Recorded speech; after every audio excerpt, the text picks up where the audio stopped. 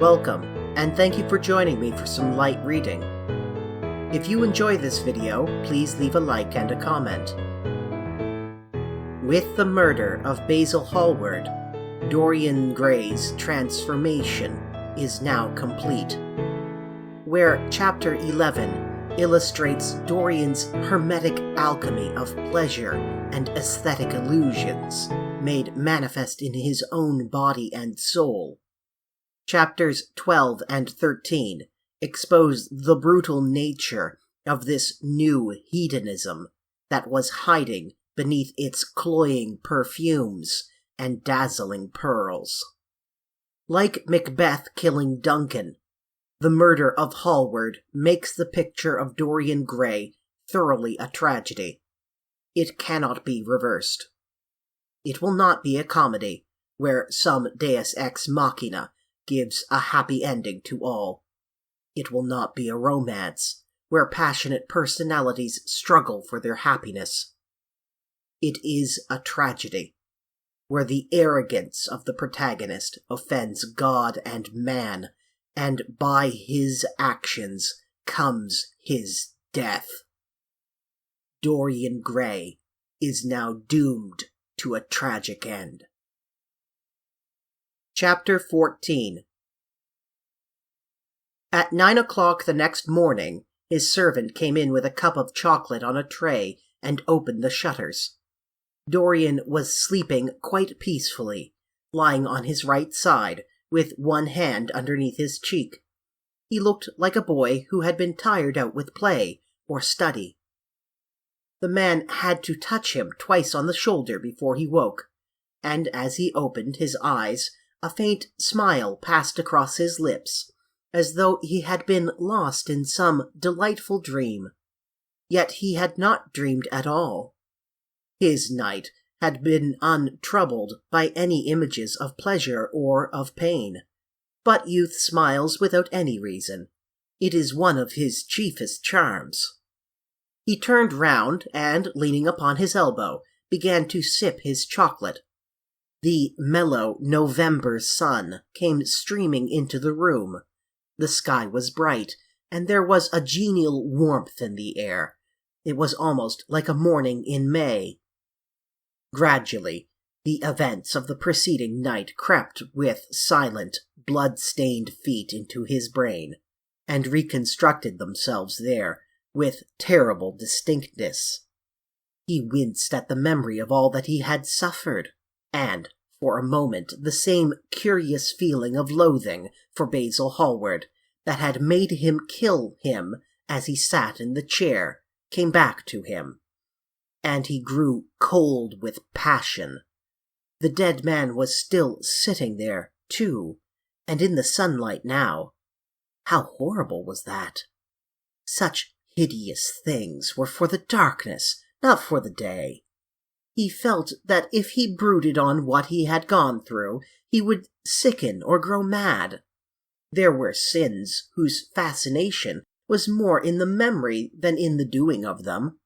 Strange triumphs that gratified the pride more than the passions, and gave to the intellect a quickened sense of joy, greater than any joy they brought, or could ever bring, to the senses.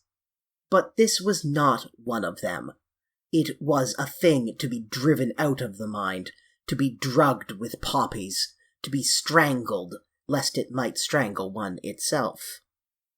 When the half-hour struck, he passed his hand across his forehead, and then got up hastily and dressed himself with even more than his usual care, giving a good deal of attention to the choice of his necktie and scarf-pin, and changing his rings more than once.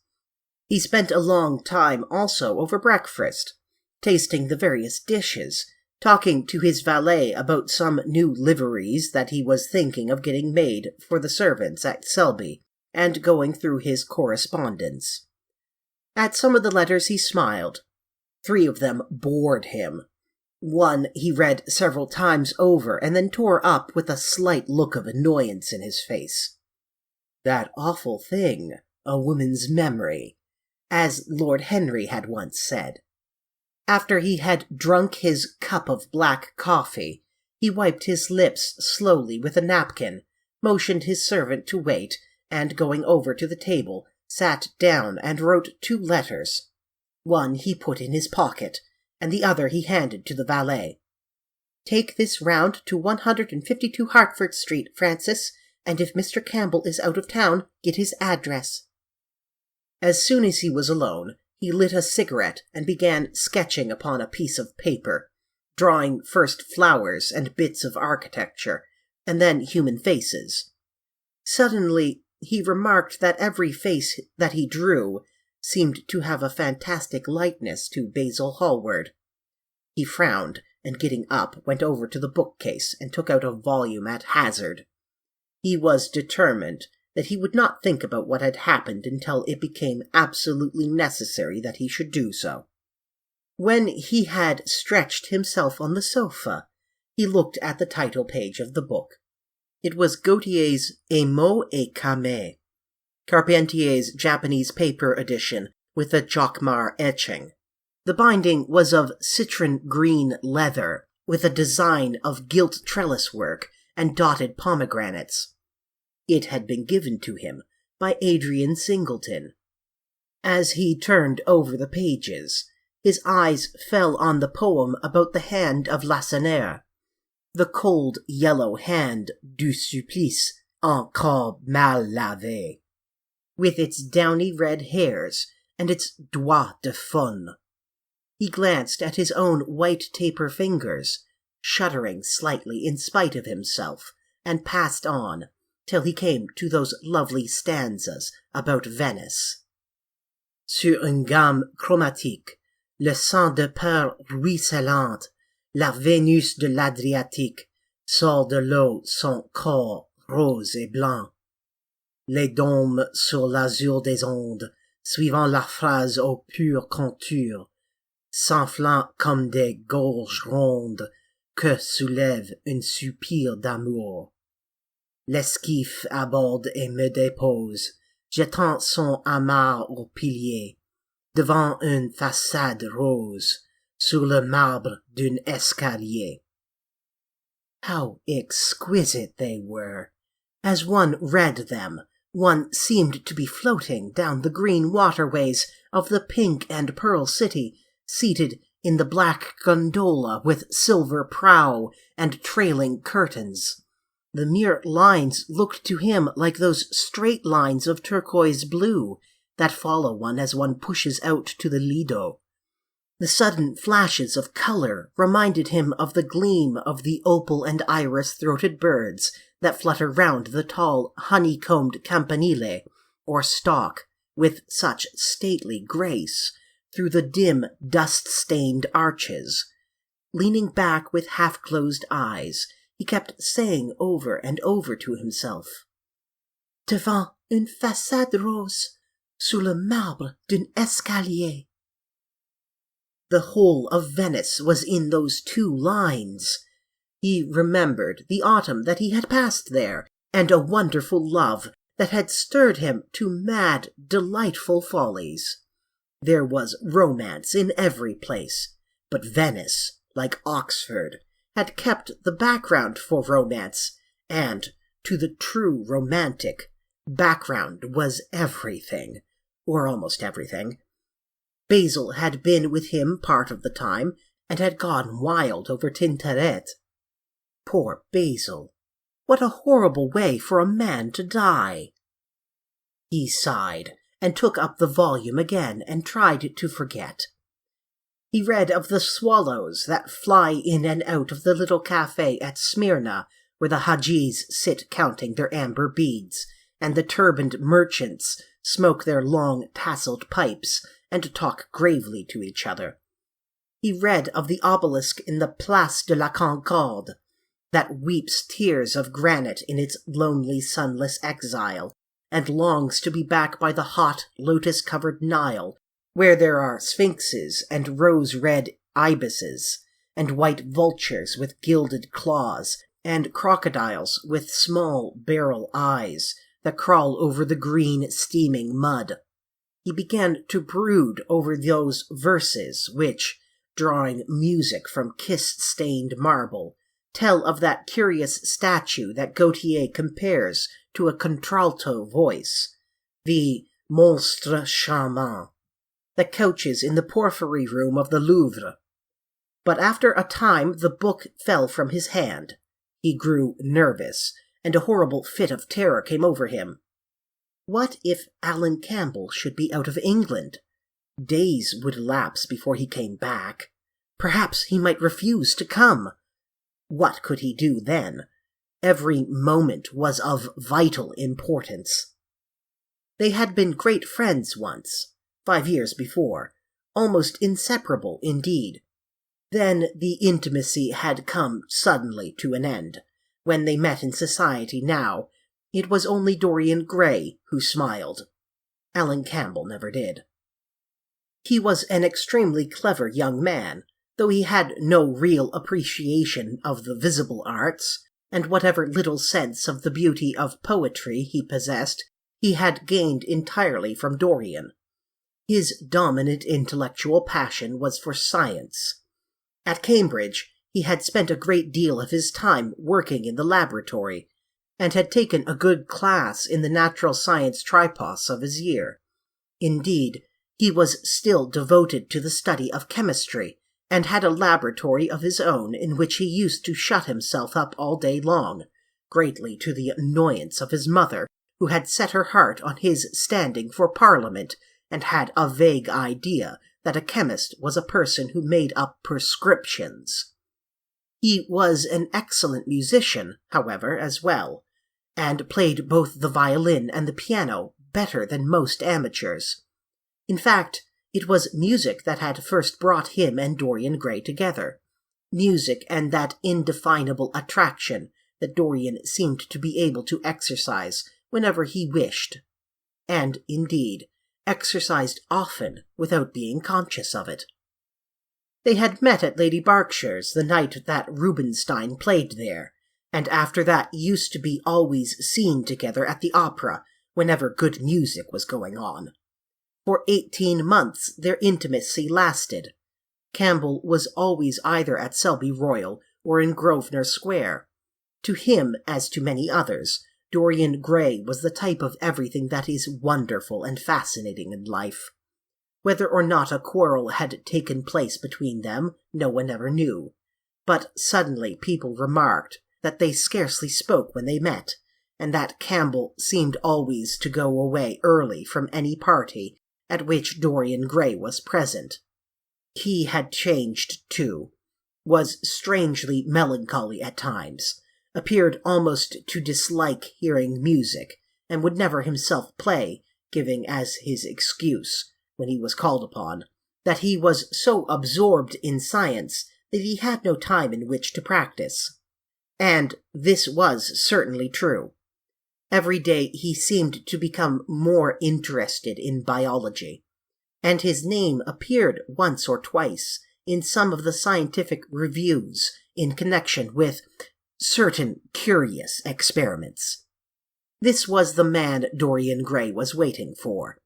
Every second he kept glancing at the clock. As the minutes went by, he became horribly agitated. At last he got up and began to pace up and down the room, looking like a beautiful caged thing. He took long, stealthy strides. His hands were curiously cold. The suspense became unbearable. Time seemed to him to be crawling with feet of lead, while he, by monstrous winds, was being swept toward the jagged edge of some black cleft of precipice.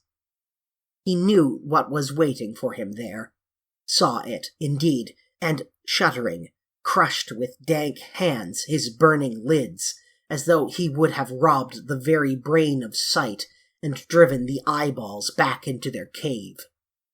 It was useless.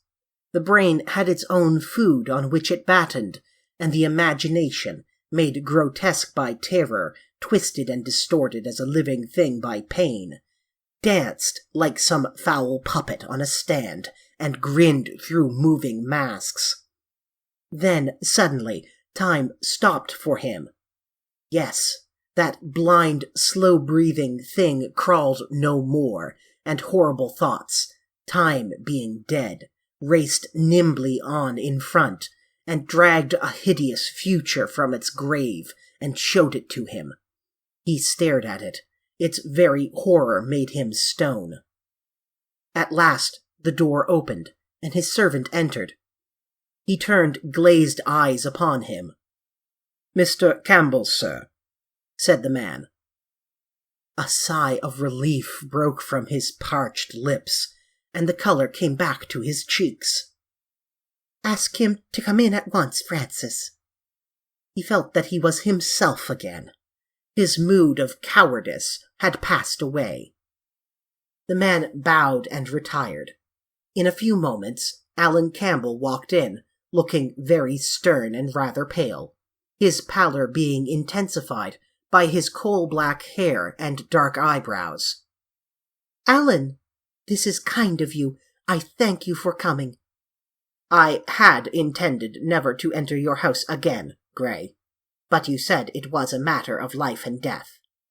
His voice was hard and cold. He spoke with slow deliberation. There was a look of contempt in the steady, searching gaze that he turned on Dorian. He kept his hands in the pockets of his astrakhan coat, and seemed not to have noticed the gesture with which he had been greeted. "Yes, it is a matter of life and death, Alan, and to more than one person. Sit down." Campbell took a chair by the table, and Dorian sat opposite to him. The two men's eyes met. In Dorian's there was infinite pity. He knew that what he was going to do was dreadful. After a strained moment of silence, he leaned across and said very quietly, but watching the effect of each word upon the face of him he had sent for, "Alan, in a locked room at the top of this house, a room to which nobody but myself has access, a dead man is seated at a table. He has been dead 10 hours now. Don't stir, and don't look at me like that. Who the man is, why he died, how he died, are matters that do not concern you. What you have to do is this—" "Stop, Gray. I don't want to know anything further. Whether what you have told me is true or not doesn't concern me. I entirely decline to be mixed up in your life. Keep your horrible secrets to yourself. They don't interest me anymore." "Alan, they will have to interest you. This one will have to interest you. I am awfully sorry for you, Alan, but I can't help myself. You are the one man who is able to save me. I am forced to bring you into the matter. I have no option. Alan, you are scientific. You know about chemistry and things of that kind. You have made experiments. What you have got to do is to destroy the thing that is upstairs. To destroy it, so that not a vestige of it will be left. Nobody saw this person come into the house. Indeed, at the present moment, he is supposed to be in Paris. He will not be missed for months. When he is missed, there must be no trace of him found here. You, Alan, you must change him and everything that belongs to him into a handful of ashes that I may scatter in the air." "You are mad, Dorian." "Ah, I was waiting for you to call me Dorian." "You are mad, I tell you, mad to imagine that I would raise a finger to help you. Mad to make this monstrous confession. I will have nothing to do with this matter, whatever it is. Do you think I'm going to peril my reputation for you? What is it to me what devil's work you are up to?" "It was suicide, Alan." "I am glad of that, but who drove him to it? You, I should fancy." "Do you still refuse to do this for me?" "Of course I refuse. I will have absolutely nothing to do with it. I don't care what shame comes on you. You deserve it all. I should not be sorry to see you disgraced, publicly disgraced. How dare you ask me, of all men in the world, to mix myself up in this horror? I should have thought you knew more about people's characters. Your friend Lord Henry Wotton can't have taught you much about psychology, whatever else he has taught you. Nothing will induce me to stir a step to help you. You have come to the wrong man. Go to some of your friends. Don't come to me." "Alan, it was murder. I killed him. You don't know what he had made me suffer. Whatever my life is, he had more to do with the making or the marring of it than poor Harry has had. He may not have intended it. The result was the same." "Murder? Good God, Dorian, is that what you have come to? I shall not inform upon you. It is not my business. Besides, without my stirring in the matter, you are certain to be arrested. Nobody ever commits a crime without doing something stupid. But I will have nothing to do with it." "You must have something to do with it. Wait a moment. Listen to me. Only listen, Alan. All I ask of you is to perform a certain scientific experiment. You go to hospitals and dead houses, and the horrors that you do there don't affect you. If in some hideous dissecting room or fetid laboratory you found this man lying on a leaden table with red gutters scooped out in it for the blood to flow through, you would simply look upon him as an admirable subject. You would not turn a hair. You would not believe that you were doing anything wrong.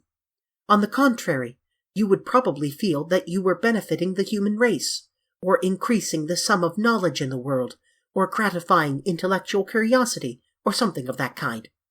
What I want you to do is merely what you have often done before. Indeed, to destroy a body must be far less horrible than what you are accustomed to work at, and, remember, it is the only piece of evidence against me. If it is discovered, I am lost, and it is sure to be discovered unless you help me." "I have no desire to help you. You forget that. I am simply indifferent to the whole thing. It has nothing to do with me." "Alan, I entreat you. Think of the position I am in. Just before you came, I almost fainted with terror. You may know terror yourself some day. No, don't think of that. Look at the matter purely from the scientific point of view. You don't inquire where the dead things on which you experiment come from. Don't inquire now. I have told you too much as it is, but I beg of you to do this.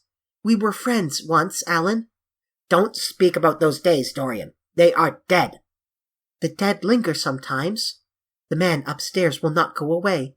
He is sitting at the table with bowed head and outstretched arms. Alan, if you don't come to my assistance, I am ruined. Why, they will hang me, Alan. Don't you understand? They will hang me for what I have done." "There is no good in prolonging this scene. I absolutely refuse to do anything in the matter. It is insane of you to ask me." "You refuse?" "Yes." "I entreat you, Alan." "It is useless." The same look of pity came into Dorian Gray's eyes. Then he stretched out his hand, took a piece of paper and wrote something on it. He read it over twice, folded it carefully, and pushed it across the table. Having done this, he got up and went over to the window. Campbell looked at him in surprise, and then took up the paper and opened it. As he read it, his face became ghastly pale, and he fell back in his chair. A horrible sense of sickness came over him. He felt as if his heart was beating itself to death in some empty hollow.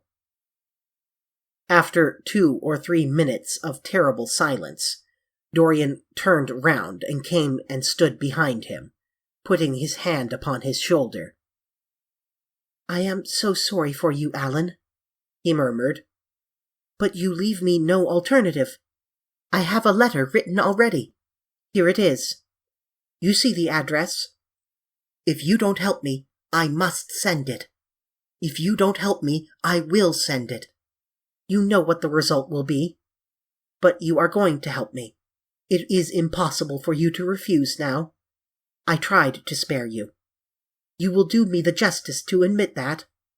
You were stern, harsh, offensive. You treated me as no man has ever dared to treat me. No living man, at any rate. I bore it all. Now, it is for me to dictate terms." Campbell buried his face in his hands, and a shudder passed through him. "Yes, it is my turn to dictate terms, Alan. You know what they are. The thing is quite simple. Come, Don't work yourself into this fever. The thing has to be done. Face it and do it." A groan broke from Campbell's lips, and he shivered all over. The ticking of the clock on the mantelpiece seemed to him to be dividing time into separate atoms of agony, each of which was too terrible to be borne. He felt as if an iron ring was being slowly tightened round his forehead, as if the disgrace with which he was threatened had already come upon him. The hand upon his shoulder weighed like a hand of lead. It was intolerable. It seemed to crush him. "Come, Alan, you must decide at once." "I cannot do it," he said mechanically, as though words could alter things. "You must. You have no choice. Don't delay." He hesitated a moment. "Is there a fire in the room upstairs?" "Yes, there is a gas fire with asbestos." "I shall have to go home and get some things from the laboratory." "No, Alan, you must not leave the house. Write out on a sheet of notepaper what you want, and my servant will take a cab and bring the things back to you." Campbell scrawled a few lines, blotted them, and addressed an envelope to his assistant. Dorian took the note up and read it carefully. Then he rang the bell and gave it to his valet, with orders to return as soon as possible and to bring the things with him. As the hall door shut, Campbell started nervously, and having got up from the chair, went over to the chimney-piece. He was shivering with a kind of ague. For nearly 20 minutes neither of the men spoke. A fly buzzed noisily about the room, and the ticking of the clock was like the beat of a hammer. As the chime struck 1, Campbell turned round, and looking at Dorian Gray, saw that his eyes were filled with tears. There was something in the purity and refinement of that sad face that seemed to enrage him. "You are infamous, absolutely infamous," he muttered. "Hush, Alan.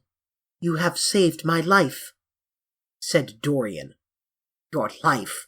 Good heavens, what a life that is! You have gone from corruption to corruption, and now you have culminated in crime. In doing what I am going to do, what you force me to do, it is not your life that I am thinking." "Ah, Alan," murmured Dorian with a sigh, "I wish you had 1,000th part of the pity for me that I have for you." He turned away as he spoke, and stood looking out at the garden. Campbell made no answer.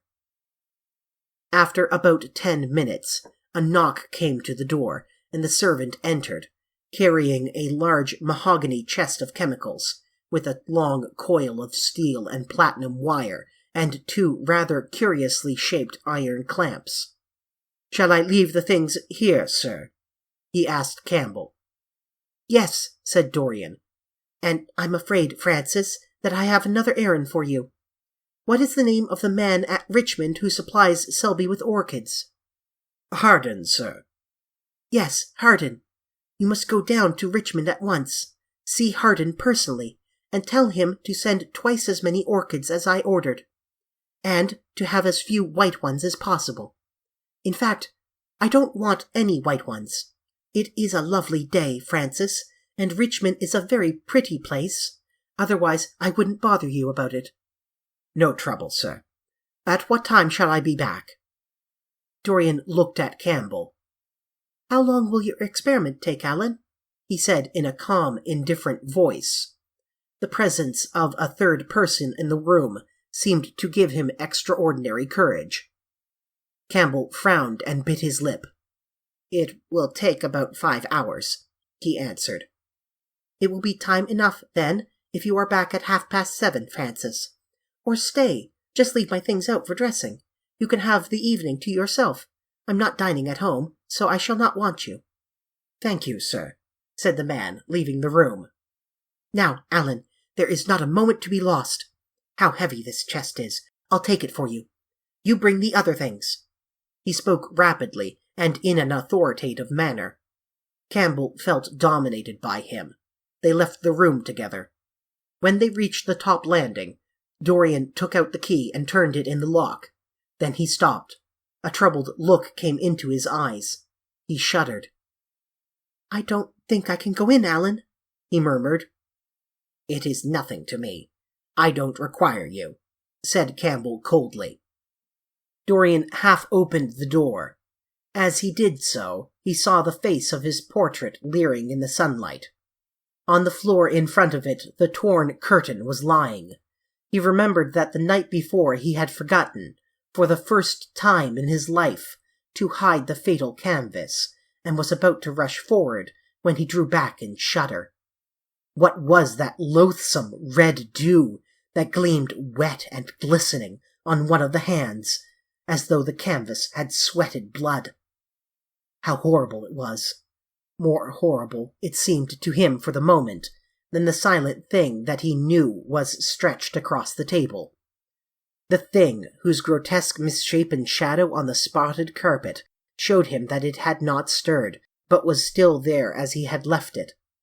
He heaved a deep breath, opened the door a little wider, and with half-closed eyes and averted head, walked quickly in, determined that he would not look even once upon the dead man.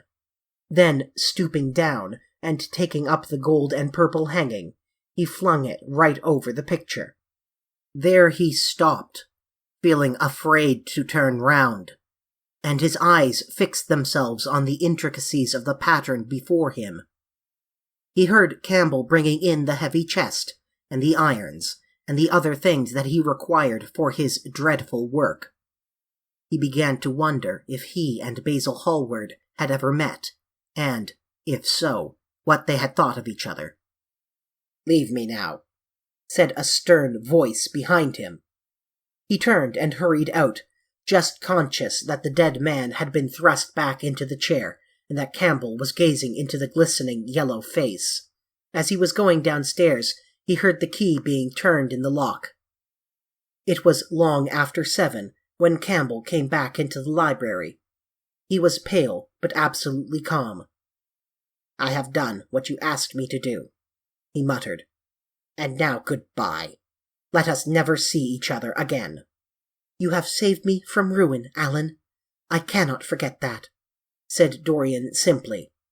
As soon as Campbell had left, he went upstairs. There was a horrible smell of nitric acid in the room, but the thing that had been sitting at the table was gone.